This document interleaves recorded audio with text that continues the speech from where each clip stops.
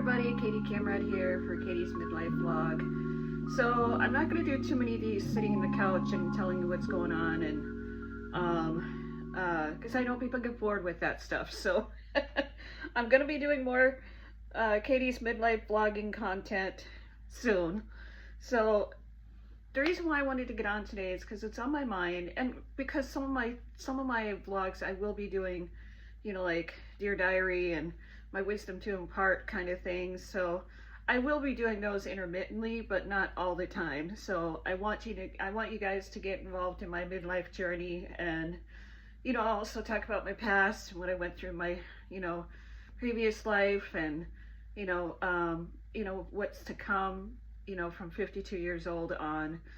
But today I wanted to get on and talk about something that's been kind of on my mind, and something that I've had difficulty with in my 40s, and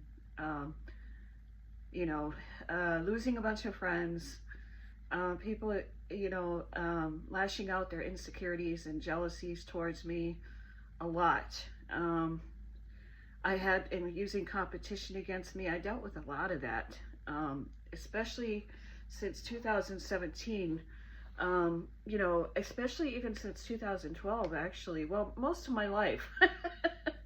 I dealt with a lot of jealous competition towards me, and one-upmanship, and not just from one person, but many. And it just seems like it was unfair for me to have to deal with. Example, like moving ahead of me with ideas, so that it looks like if I do express those ideas, even if I didn't talk about them, using their intuition against me, and trying to figure out what I'm going to do next, and try and do that ahead of me, so that when I do it, it looks like I'm copying them, accusing me of being a copycat when I wasn't. It's just, a lot of people have made a big stink about me and my ideas, and expressing myself to so much to the point where it just literally froze me onto the couch, to the point where I felt like I couldn't do much, because anytime I try to make a move to do anything towards myself, creatively or even adventure-wise, or any ideas, even just going to a certain store or going to a certain place to hang out, it's like, seems like everybody else and their mother and their brother has done it before me, or people are doing it in spite of me to make me feel like I'm a copycat. And let's see, if I got something on my phone. Yeah. You got a little crusty there. Just kidding. Anyway, so it's been weighing on my mind that I let so many people do that to me, to the point where it stopped me from doing things that I want to do. To the point where it's like, all I do is just sit. I do the bare minimum for myself. And I regret that. And so I'm taking you on my midlife journey as part of also a healing journey for myself, to do things that I've always wanted to do, that I stopped myself from doing because other people have either A, done it before me, and B, I'm afraid of being called a copycat again, and or a plagiarist, somebody stealing ideas from people when they're doing it to me.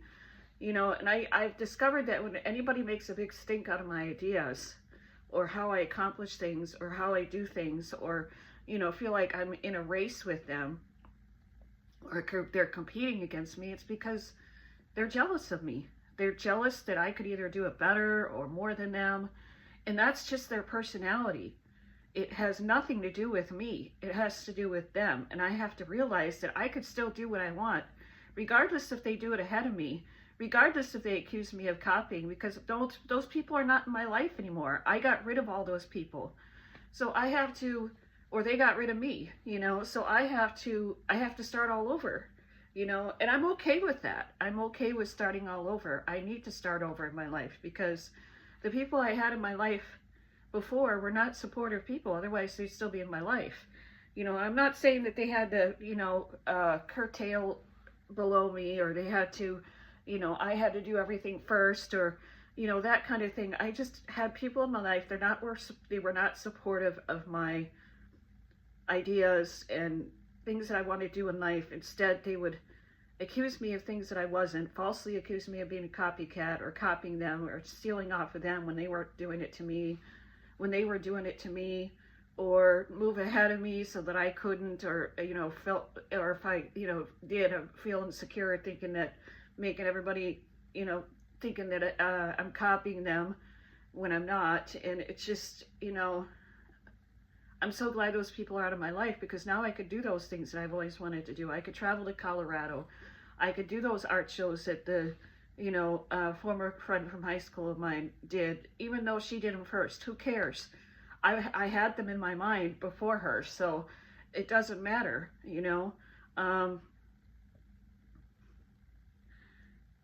I should, and my advice to you all is, and I'm learning this in my 50s, my early 50s, and I want to do kind of a wisdom to impart, not only for you all, but for myself too. I need to give wisdom to myself. I'm still learning on this journey at 52 years old. I'm still growing. I'm still changing. I'm still, trying to fight for myself.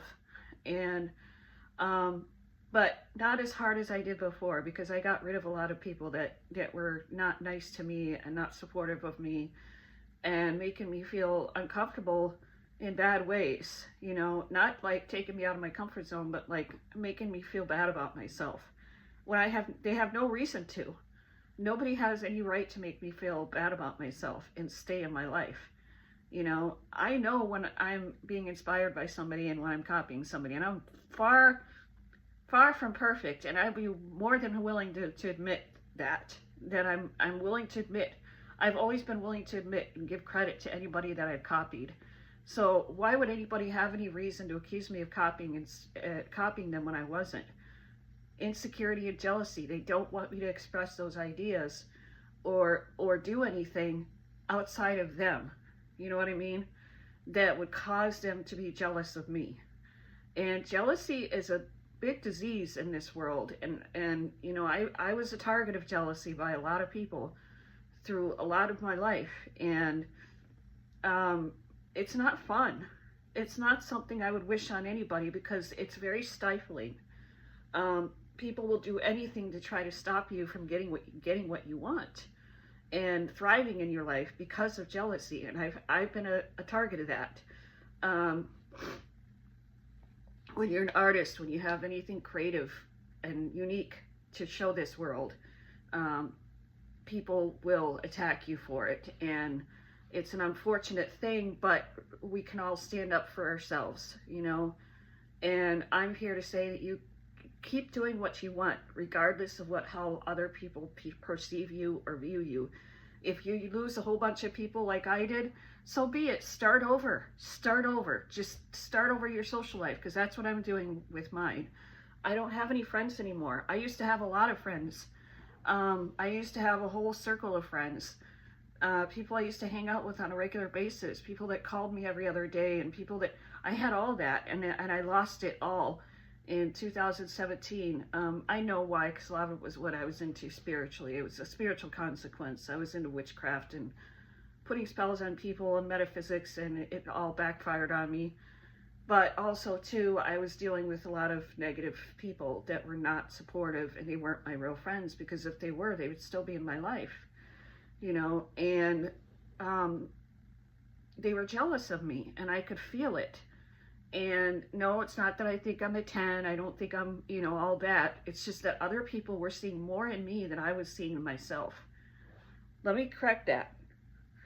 Other people were seeing more in me than I was seeing in myself. And they were taking it out on me. And to the point where I felt like I couldn't even do what I wanted to do, because they would either do it before me and then say, see, she's copying me if I did it anyways. I would lose them as a friend anyways. So,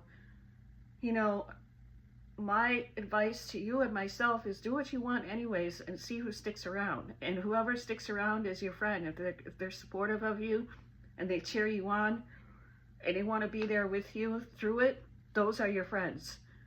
And I'm saying this to myself too, as I'm saying it to the camera. Because we're all in this learning journey together. We're all in this healing and learning journey together in life. And none of us should ever feel like they can't do anything that they want in their lives without being attacked by it, and being attacked for it. That happened to me. I've been attacked a lot in my life just for existing, and if people could understand how much that hurts, they wouldn't be doing it. And if it was done to them, I'm pretty sure they wouldn't be doing it. You know, and so my social life is starting over. I mean, I have a few friends like from childhood, one that, I mean, but I hardly ever speak to her. She hardly ever speaks to me, but except for weddings and funerals. And, you know, I have people I hardly ever see, but I see them as fair weather friends. They're not my besties, you know, and I've lost all my friends I thought were besties. And so, you know, people who don't treat you right, they're not your friends. I can guarantee you that. Don't keep them around, because they will ruin your life, and they will ruin your whole perspective on doing what you want and getting what you want, and they'll try to stop you. So my advice is, even if you have to start over socially like I did at 52 years old, in my 50s, I had to start over socially. I even tried to reconnect recently with a former friend from my past, from high school, a couple of them, and they did me dirty, you know. One of them made me sit, just this past summer, sit at an IKEA that I was supposed to wait and meet her at. I haven't seen her in 2 years, and she made me sit there for an hour and a half waiting for her, and she still never showed up, and I just left. I said, you know, I told her, and I had to be the one to text her and say, ask her, are you on your way? Are you here yet? And she would, you know, she'd say, I'm on my way.